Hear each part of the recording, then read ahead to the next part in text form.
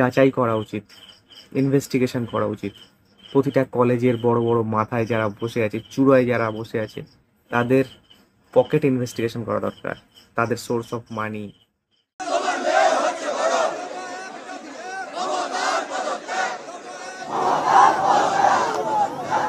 27 August August মানে August day, একেবারে বুঝতেই পারছো। ঠিক আছে বন্ধুরা, মানছি মমতার পদত্যাগ দরকার, কিন্তু আমি কয়েকটা নাম এখানে বলতে চাই। তাহলে কেরালা পিনারাই বিজয়ন, কমিউনিস্ট পার্টি থেকে। এদিকে মধ্যপ্রদেশ হচ্ছে মোহন যাদব, আপনার হচ্ছে বিজেপি থেকে। এদিকে মহারাষ্ট্র একনাথ সিন্দে, কোথা থেকে? না, শিবসেনা। আচ্ছা, এবার আসি রাজস্থান, ভজনলাল শর্মা, বিজেপি। আর উত্তরপ্রদেশ বলতেই হবে না নিশ্চয়ই, কে? হ্যাঁ, অবভিয়াসলি যোগীজি। তো আমি এদের গ্রাফটা দেখাবো 2019 সাল থেকে, রেপের গ্রাফ, সেই জন্যই সামনে আসা আজকে। তাহলে এবার আসি, আর তোমরা এই চারটা দেখো, আমি এখানে দেখে দেখে বলছি, বুঝিয়ে বলছি। তাহলে কেরালায় পিনারাই বিজয়নের ওখানে আছে 2023। এরপরে আসছে রাজস্থানে 5,997, মানে মাত্র 3টে কম 6,000 হতে। যোগীজি 3,065। মহারাষ্ট্র একনাথ সিন্দের 2300 থেকে মাত্র একটা কম।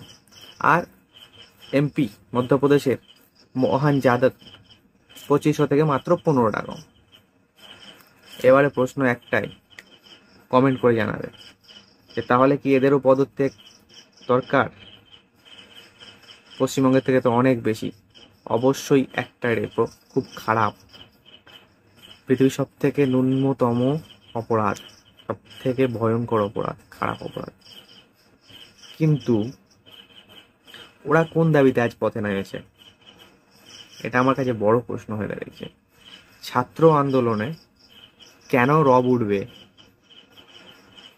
পার্টির হয়ে কেন রব উঠবে ছাত্র আন্দোলনে? আসলে কটা ছাত্র আছে হাতে গুনে দেখো, বিজেপি সিপিএমের লোক ভর্তি, আর কিছু না। এভাবে কোনো কিছু সলিউশন হয় না। আমার মতে শান্তভাবে বসা দরকার জিনিসটা নিয়ে, বসে ইন ফিউচার যাতে এ ধরনের কোনো ঘটনা না ঘটে সেদিকে নজর দেওয়া দরকার। তোমাদের কি মনে হয়? আমি আগের ভিডিওতে বলেছি যে যাচাই করা উচিত, ইনভেস্টিগেশন করা উচিত। প্রতিটা কলেজের বড় বড় মাথায় যারা বসে আছে, চূড়ায় যারা বসে আছে, তাদের পকেট ইনভেস্টিগেশন করা দরকার, তাদের সোর্স অফ মানি, চ্যানেলস, সব কিছু ইনভেস্টিগেশন করা দরকার। তাহলেই কিন্তু রেপ আটকাবে। সেই সাথে সাথে কলেজে পাস আউট স্টুডেন্টদের দাপট কমাতে হবে, কলেজে পার্টি পলিটিক্সের প্রভাব কমাতে হবে, তবেই রেপ বা আদার্স দুর্নীতি কমানো সম্ভব।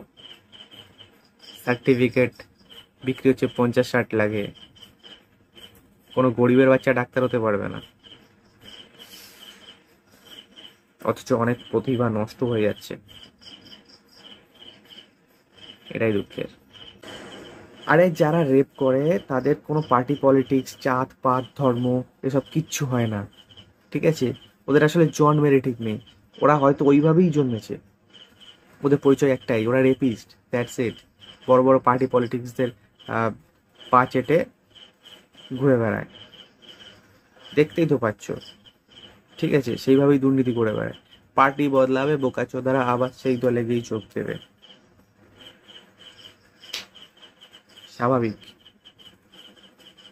ভেবে দেখো না, সামনেই তো ঘুরে বেড়াচ্ছে দল বদলের লোকজন, বলে কি করবো আর।